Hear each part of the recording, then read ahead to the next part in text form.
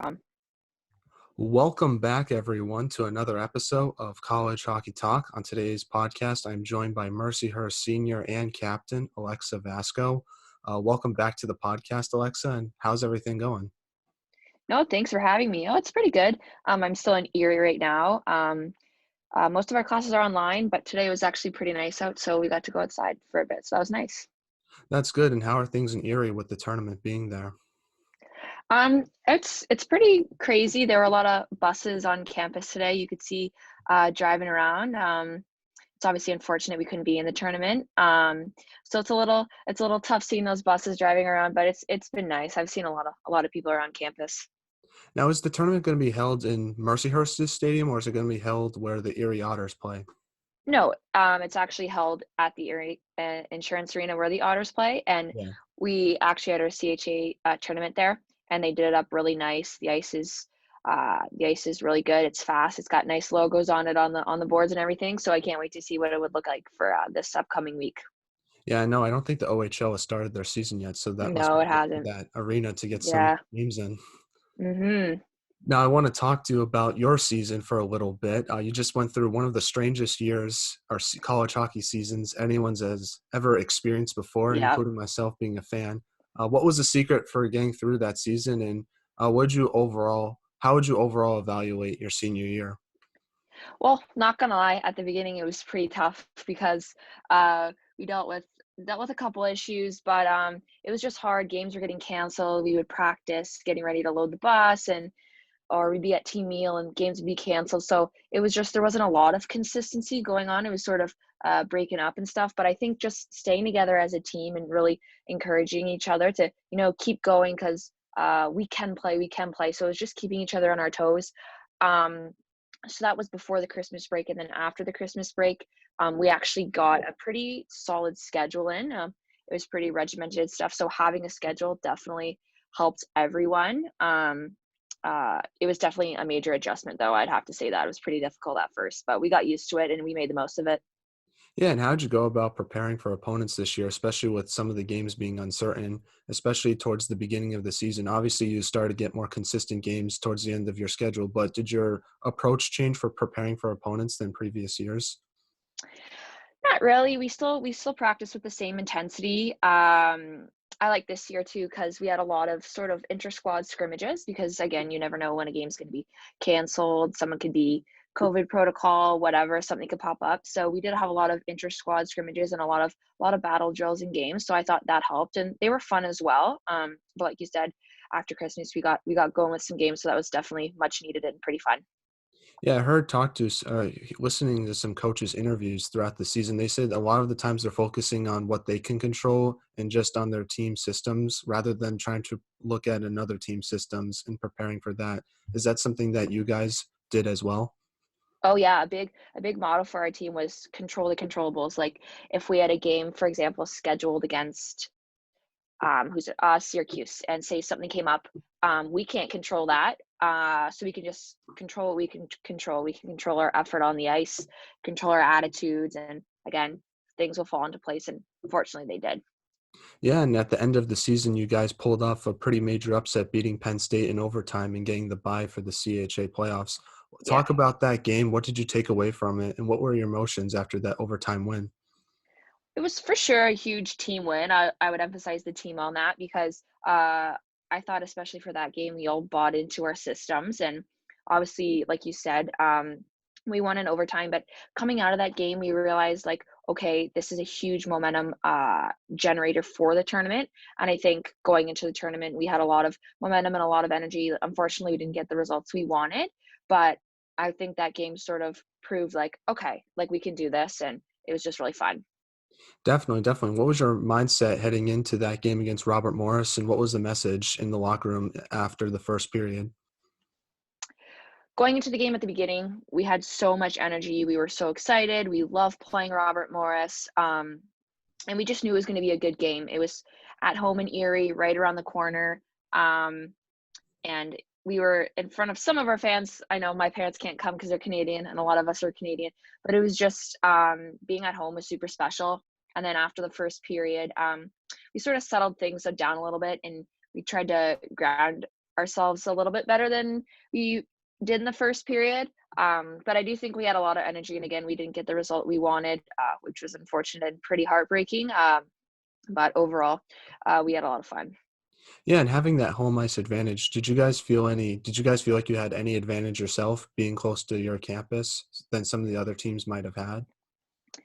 I don't know if any advantages, because we did stay in a hotel with the other teams as well to sort of create that bubble atmosphere, with COVID going on. But we did feel at home. We've played at that rink before. We've practiced, and again, like I said, it was done up really nice. The ice had the logos on the boards, a good jumbotron, so it was just nice and familiar. Yeah. Now you lost to Robert Morris in overtime in that game. What emotions were you feeling after that overtime loss, and how have you tried to handle it so far, even after 2 weeks from now? Well, not gonna lie, at the beginning, right as I saw the puck go in, it was pretty heartbreaking. Yeah, it was pretty emotional. I know a lot of us seniors were pretty emotional after that game, but sort of soaking it in, we played as hard as we could.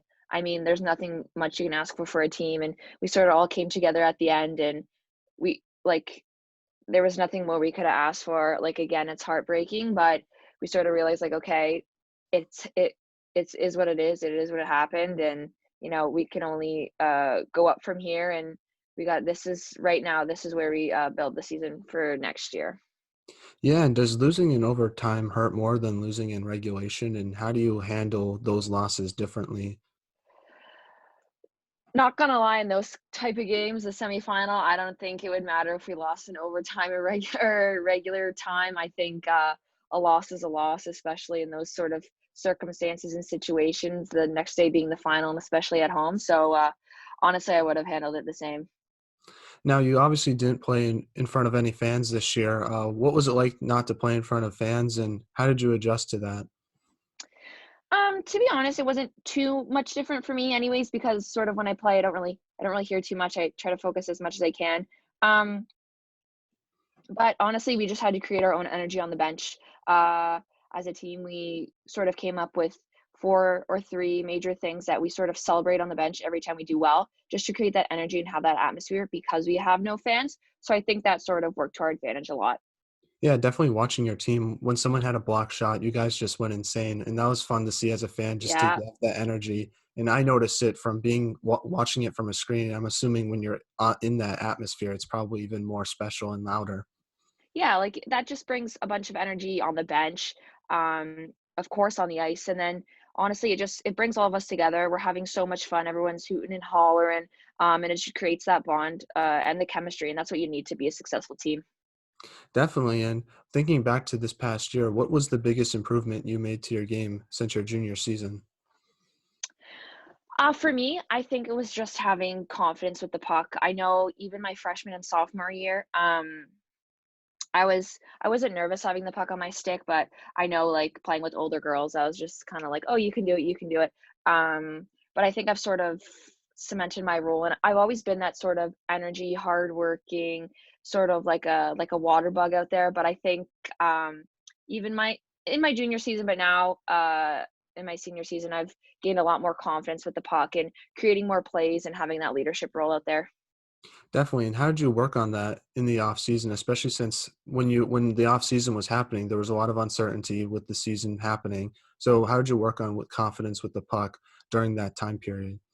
Yeah, so when we got home last year, obviously nothing was open, so I strapped on some rollerblades, and we have that green biscuit. I don't know if you know what that is. It's a puck that slides pretty. It's Oh a yeah, puck that slides pretty nice on pavement. So my road's pretty smooth, so I would just go on that practice. And then we actually have a church parking lot near my house, so I would sometimes go over there and set up some pylons and just honestly, I was working on my skills, but I was also having fun. And sometimes I would go there with my sister when it was nice, and we would just goof around, but at the same time I'm gaining confidence with the puck. So yeah.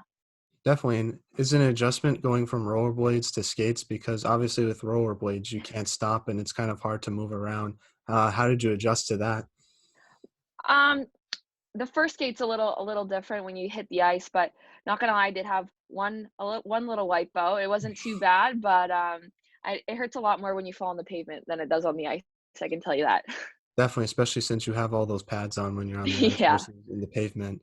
Now, you were the captain of the team this year, and last time we had you on the podcast, you said you wanted to set a good example for your teammates in your second year with the captaincy. How would you evaluate your leadership skills this past year?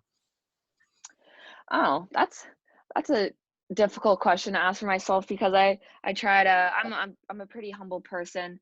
But I think I did a decent job. I hope I would do a decent job. Asking if you were to ask one of my teammates, like if I were to say what a good leader would be, like I hope I brought obviously good energy, but also I could be anyone that anyone could talk to. And just to set the example off the ice, whether that's with school, time management, lifting habits, eating habits, or even and especially on the ice, working hard, blocking shots, confidence with the puck, knowing my role, and also just helping the freshmen and the people who haven't sort of been in that go-to role sort of accept their new role. And I just hope I was a shoulder to lean on for that. Yeah, and what was your communication like with your assistant captains? Because Rachel Marmon did a great job in that role as well. What was the communication like between you guys? And were you more of like the example type of leader while Rachel was more of like the vocal type of leader?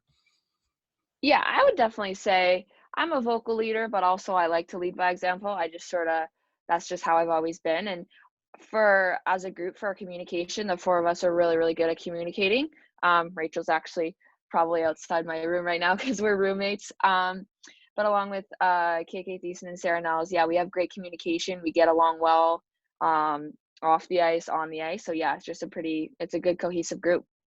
Yeah, and talk about the freshmen's impact they had on your team, especially players like Grace Nell, Sarah Boucher, who really helped your team offensively and defensively. Yeah, they were great additions to our team, and I mean, it's always nice to have freshmen sort of step up and put up some numbers. But I'm always a true believer in numbers don't really matter. It's what you do away from the puck, and with the puck, it's going to help you win. So no, they were great additions to our team, and hopefully they can bring that moving forward. Definitely. And uh, one particular game I want to talk about, or was the game that your coach, Mike Sisti, got his 500th win. I want to ask you this just because how cool was it to witness his accomplishment, especially being a player under him for 3.5 years? Yeah, it was pretty amazing. I don't I don't think some girls really realize the magnitude of 500 wins in NCAA hockey. I'm pretty sure the only one who's achieved that is Mark Johnson, if I'm not mistaken. So, yeah, I don't think some girls really understand how big of a feat this is. And I know even for me, yeah, I understood it was pretty important, but then sort of doing my research on the internet and, you're scrolling through Twitter and you're like, oh my goodness, like this is a huge milestone for him. And it was just nice to sort of celebrate and honor him in that way. Definitely, definitely. And what was your favorite memory from this past season? Oh, well, I got a lot of good memories. I'm trying to think of my favorite one. It was, yeah. So to begin with, it was a lot of ups and downs, like I said. There were a lot of uncertainties, but I think honestly, my favorite memory would probably be, hmm, would probably be just because it's so recent, beating Penn State in overtime. Again, like I said, it was a huge team win. Everyone contributed amazing in that game, and sort of to get the win and carry that momentum off to the CHA championships. I remember our first practice at the Erie Insurance Arena. We had lots of good energy, and I truly believe that was a carryover from the game previously. So yeah, I would remember that moment for sure. Now, speaking of Penn State, they did not make the national tournament this year. I want to ask you this because I'm very surprised they didn't let two teams from the CHA. What were your thoughts on this, and do you think Penn State should have made the national tournament? I don't know where I stand on this issue. I mean, I know sometimes there's politics involved and there's stuff behind the scenes. So I don't really know where I stand on this issue. I would say that they're an amazing team. The talent that they brought in this year and that they continue to have. To be honest, it's a little scary, and they're gonna be a good team for years to come down the road. And I'll give hats off to them this year because they were a hardworking team. They were very, very skilled, and um, like I said, my favorite memory was just beating them. So that would have something to say about that. So yeah, no, I would say they're a really skilled team, and honestly, it was so much fun playing against them. Now, 3-on-3 overtime was also introduced to college hockey this year. What was that like for yourself, being an offensive player and having more space on the ice and having more chances to score goals? Oh, 3-on-3 is definitely an adjustment, I would say, but it's super nice because you have a lot of space out there to use your speed, but you also have to be smart out there because, um, using hockey terms, if you get gassed, and you can't back check, it's almost a 2-on-1 for the other team, and you gotta, really be careful of your changes. So it's almost you gotta switch in and out. You gotta be really careful, but, I like the new addition of the 3-on-3, lots more room and makes it much more exciting. Definitely, and it eliminates ties, and I don't know about yourself, but Mhm. I hate ties. Yeah. Now, talking to other college hockey players about the 3-on-3 overtime, they say you have to be more defensively minded when you're in those situations than offensively minded because if you make one little defensive mistake, like you just mentioned, it can cause an odd man rush and an opportunity for the other team to score. Is that something you noticed when you were in those situations? For sure. As much as you wanna play offense and score and win the game, you have to be very, very careful defensively because, like you said, one little blunder and they can capitalize so easy because there's obviously less people out there, so a lot more space for them to capitalize on your, missed opportunities. So it's almost yeah, it's a skill game, but it's almost, strategy as well with the changes and how you adapt to those. Yeah, and talking to another player about it, they said like the first face-off is so crucial because if you lose that first face-off, you lose a lot of possession with the puck throughout most of the overtime. I want to get your thoughts on this since you're a centerman. Is that something that you focused on when you were preparing for the 3-on-3 overtime? Oh yeah, the center draw is huge because like you said, that's when you gain possession and it's 3-on-3 is a possession game. You want to keep possession for as long as you can and honestly in my opinion only dump it when you really really have to because that's when the other team can gain possession and they could generate momentum off of that. So yeah, I think any face off is huge in 3-on-3 to gain that possession and set up your plays. Now, last podcast, I asked you about some of your teammates you got to play with, and I want to ask you this again, but this time it's with your current teammates. So the first person I want to ask you about is with Sarah Nellis. She's a super underrated player, one of the best players in Mercyhurst, in my opinion. What's it like to be her teammate both on and off the ice? Oh, it's great. On and off the ice, she's really fun to be around. She's humble, she's down to earth. She's fun to be around in the locker room, and she's a great leader on the ice as well. And you also get to play with KK Thiessen, who's another one of your assistant captains this year. Talk about her leadership and what she brought to the team, and what's it like being her teammate both on and off the ice as well. Yeah, no, KK's great. She's amazing. I really do think she stepped up a lot this year. She really led on the defensive end, and I think a lot of freshmen and sophomores really looked up to her. And she really found her voice this year as well. And I think anyone who has to fill her shoes have some pretty big shoes to fill. Definitely, definitely. And the last teammate I want to ask you about is your roommate, Rachel Marmon. We had her on the podcast recently. She absolutely killed it this year. How cool was it to see the success she had this year, especially that goal she scored, where she basically took it from one end of the ice to the other end of the ice and scored a basically Sports Center top 10 goal, in my opinion.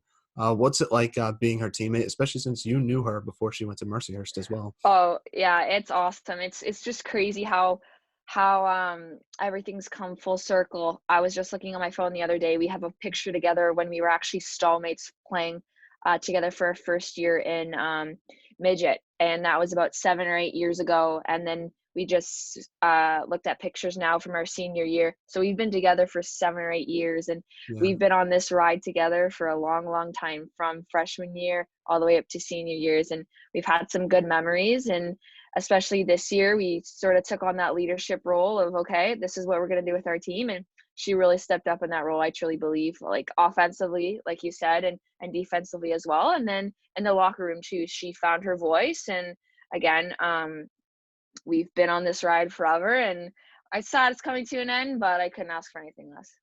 And since you will be a senior, or since you are a senior this year, what are some of your plans for next year? Have you thought about returning to Mercyhurst? Because I know everyone gets an extra year of eligibility. Yeah. My plans right now are undecided. Mhm. But I hope to figure them out soon. But yeah, I want to keep playing hockey. That's That's what I'm good. going to put my foot down on that. Yeah. That's good. Speaking of hockey, Whether it is with Mercyhurst or not, you were invited to the Canadian national team camp. I want to congratulate you on that. That's a huge accomplishment. What was your reaction when Thank you you. found out you made that roster? It was pretty surreal just because I've watched other people on this roster since I've been 15 on TV. I remember one day rushing home from high school trying to catch the I believe it was the Sochi Olympic final on TV. I remember running home just trying to catch the end of it because I was in school. So now being able to actually be on the ice and train with these girls and actually vie for a spot on this team, sort of competing against them, it's incredible. I honestly sometimes have to pinch myself and realize, like, okay, you're not just practicing with them, like you're competing with them. You're supposed to be here, but honestly, it's truly an honor, and I can't wait for things to come with that. And yeah, I'm just super grateful for the opportunity. Yeah, I know seeing those players on the roster like Rebecca Johnston, Renata Fast, Sarah Nurse, like that, I just that as for you that you can't imagine being playing with those players in that type of setting. No, I like s- even if I were to get a follow or a like from them on Instagram or Twitter, like that's amazing. But having the opportunity to play with them, practice train with them is just amazing, and I'm so grateful for that. Now, are you going to watch the national tournament this year, and who do you think will win? And I'm just curious if you have the opportunity to go in person since it will be in Erie. Yeah, so I did get some tickets for the game. I'm actually going to the game tomorrow, and then hopefully some games in the future, hopefully the final game as well. So it will be interesting to watch. I'm excited to watch some hockey. I haven't watched hockey since their season ended. So I'm excited to watch some hockey. And I know a lot of girls on the team as well. So it'll be fun to see my friends. And for who's gonna win, honestly, I have no idea because the only team I'm really familiar with is Robert Morris, just because we've played them so many times. So honestly, it's up in the air for me. But yeah, so we're seeing the Robert Morris game tomorrow versus Northeastern, and I know Northeastern went in as the number one seed, but honestly, that tournament is anyone's tournament. You can see how things change on a dime. From it's a one game elimination, so anything can happen. Especially since the few years ago when you guys almost upset Clarkson in that same Mm, spot, like anything can happen. exactly. Yeah, it's not like a playoff series where it's like best two out of three. It's one game and you're done. And so it's going to be interesting. It's going to be exciting to watch. I do think Northeastern has the best chance to win this tournament. They're absolutely loaded. They have probably the best goaltender in the country in Aaron Frankel. So I'm interested to see how they'll do, especially since there was no non-conference games this year. So I'm curious to see how that's going to work. But I'm probably going to go with Wisconsin. They've been really consistently good this year. They have a lot of good players. So I feel like that team will end up being the champions at the end of the day. Yeah, no, Wisconsin has a very, very strong team. They have a great coach, great players. I know some of the players on their team actually. I'll probably see them at the tournament. So yeah, I would say that's a good pick, and we'll have to see at the end of this tournament. Now, how has online school been like for yourself? People always focus on the hockey aspect of your life, but I feel like no one really focuses on the academic aspect of college students' life as well. So I want to ask you, how's online school been, and how have you adjusted to that new kind of learning? Honestly, online school has been great. We have this system where it's sort of AB classes. So Monday I would go in class, Wednesday I would go online, and then Friday I would go in class, and then it flip flops every week. Um, so we have that, but I'm actually in two completely online classes, no matter if it was COVID or not. I'm just taking two online classes. So um, I'm not in class too much, but no, to begin with, it was honestly an adjustment because just sitting at my desk staring at my computer, I wasn't learning too much. But I've really learned to sort of buckle down and focus on what the teacher's saying over Zoom because I definitely had to get used to that. Definitely, definitely. It's been an adjustment for me. I'm more of an in-person learning fan just because I think Yeah. you get more of a class because you have that face-to-face interaction with the professor. Hmm. And another thing I've noticed is it's been harder for me to focus on the class when it's online versus in person just because I'm at my house. So like you have all those distractions. When you're in class, you don't have those many distractions. Exactly. Exactly. I feel the same way. Yeah, but the only complaint I have about Zoom is those breakout rooms they put you in during class. I don't know if you've had to experience that, but it's the most awkward thing ever because no one ever talks or has their camera on. So it's like it's the worst in my opinion. Yeah, it's almost like an icebreaker room. It's like who's gonna break the ice first, who's gonna talk, who's gonna be the leader. And no, I've been in a couple really awkward breakout rooms where no one said anything and we just go back. So no, those are pretty awkward. I'd have to admit that. Yeah, no, you just gotta break the ice, get the work done, and then, like, once the work done, it's like microphones off, off, off, and, like, everyone just waits for the teacher to, like, send you back. Oh, I only have my camera on if it's absolutely necessary. Same, same. There's Or no way they're seeing my face. I do the same thing. Only time I have my camera on for, like, Zoom stuff is for the podcast and for, like, Mhm. presentations for school, but that's about it. Yeah, I'm the same way. So Mercyhurst is hybrid because I know some of the men's players are doing all online school as well. Yeah, no, we're a hybrid uh like institution right now. I mean, they could be doing all online just because they chose all online classes. Yeah. Very that could be it because like I said, I chose two online classes, whereas like my other ones would have been in class. But then COVID hit. So yeah, they could have just chose online classes.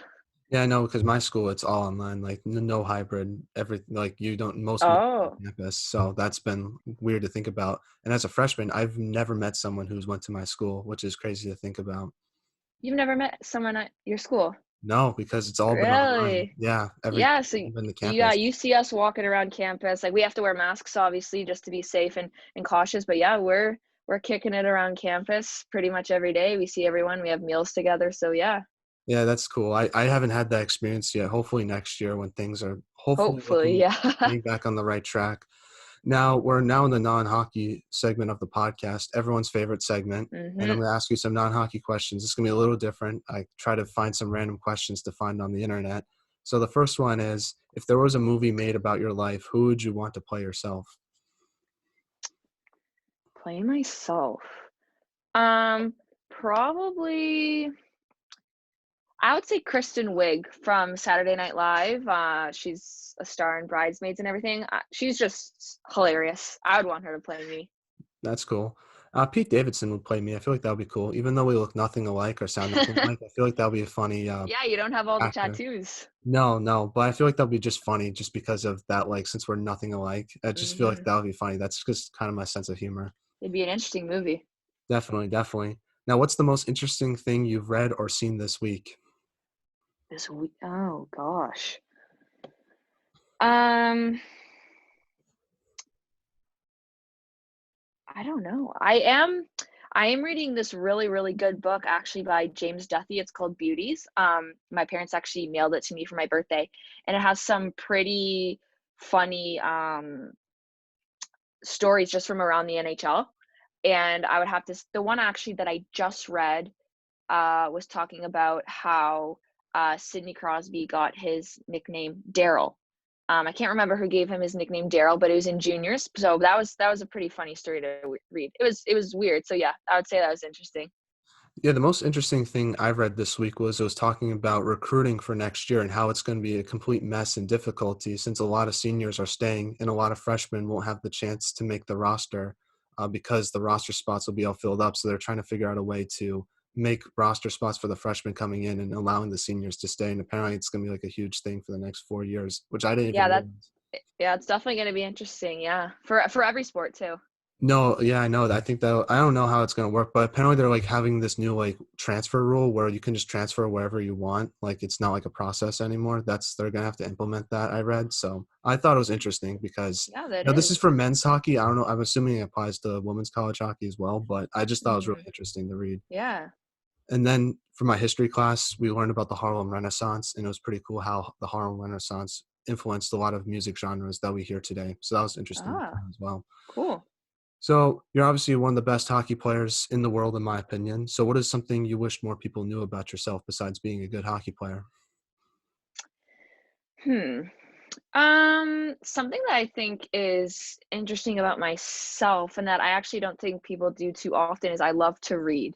I have a lot of books on the go right now, whether it's fiction. I love sports biographies, and I don't think reading gets as much praise as it should as it did back in the day. I know sometimes when I'm on my phone, I get a little I get a little consumed by social media and everything out there, and my brain starts running. So I sometimes think it's nice to sit down and read a nice book, especially in the summer when you're outside. I could sit and read outside for hours.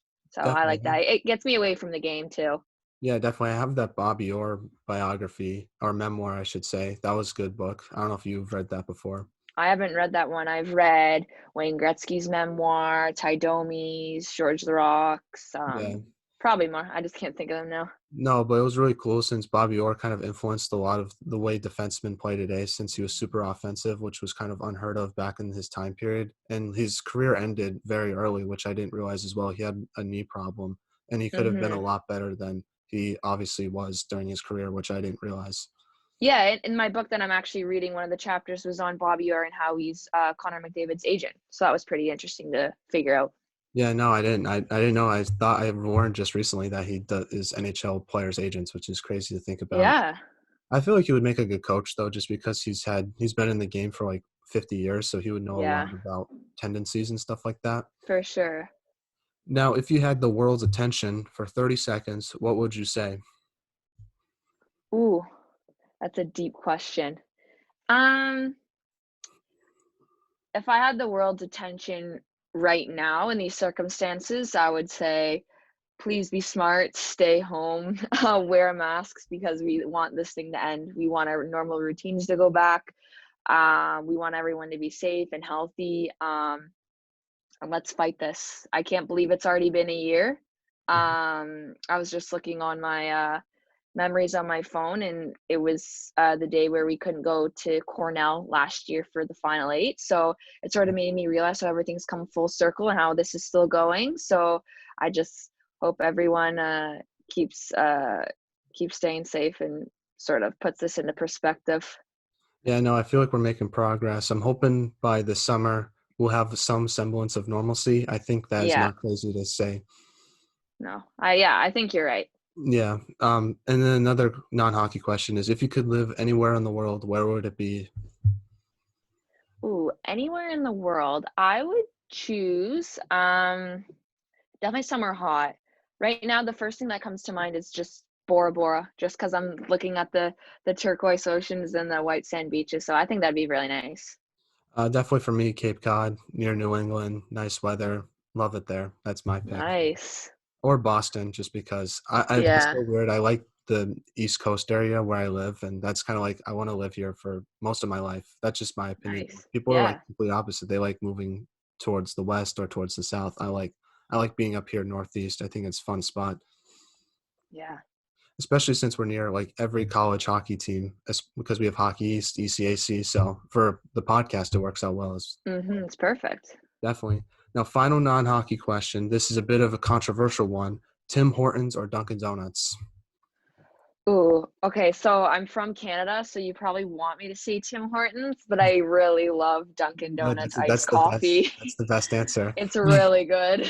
Yeah, I think I'm not a coffee guy, so I can't speak with you on that. But I think Tim Hortons Munchkins are better than Dunkin' Donuts from my experience when I went to Toronto. However, the donuts from Dunkin' Donuts are better than Tim Hortons in my opinion. Is a munchkin a Timbit? Yeah. Oh, I didn't know there you Oh, guys call them munchkins? yeah.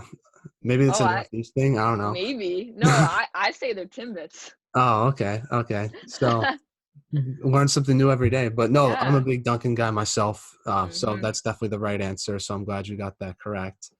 Now back to some hockey questions. Now my first one is, what are your thoughts on the podcast since we last had you on? It seems crazy. It was like November and it feels forever ago.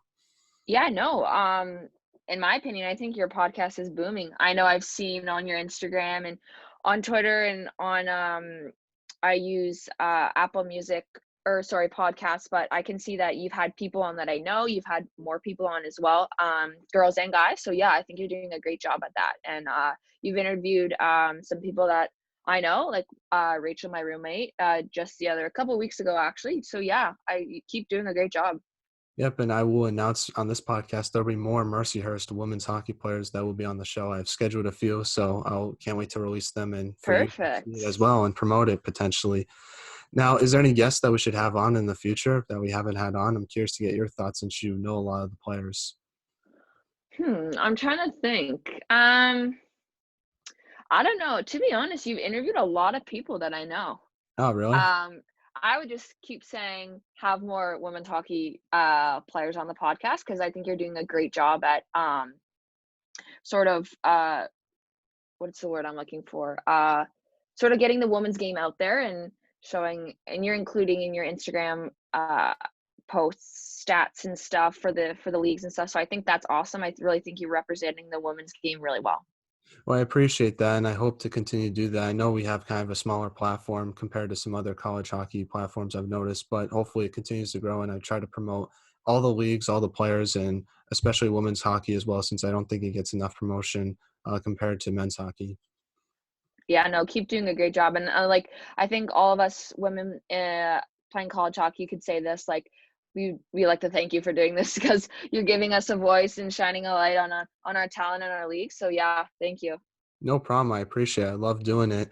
Is there any thing you want to say before we end this thing? I know normally I ask for shout outs, but since you already gave some shout outs last time we had you on, is anything you want to talk about? Floor is all yours. Any shout outs to friends, family members, anything like that? No, nothing specific. Maybe just to our team since our season's done. We've been through some ups and downs, definitely at the beginning of the year. But it was quite a ride, and it was an awesome season. So yeah, that's all I have to say about that. Well, thank you once again, Alexa, for coming on the podcast. I really appreciate it. It means a lot to me. Obviously, I admire you a lot as a player. You're one of the top players in college hockey, but you're an even better person as well. And I really want to tell you that since that means a lot to me. Great person, great player on the ice as well. And thank you so much for coming on. I really appreciate it. And you know you're one of my favorite players. So I really, Oh no, thank you so much for having me. And again, keep doing great work. no problem. Now, before I let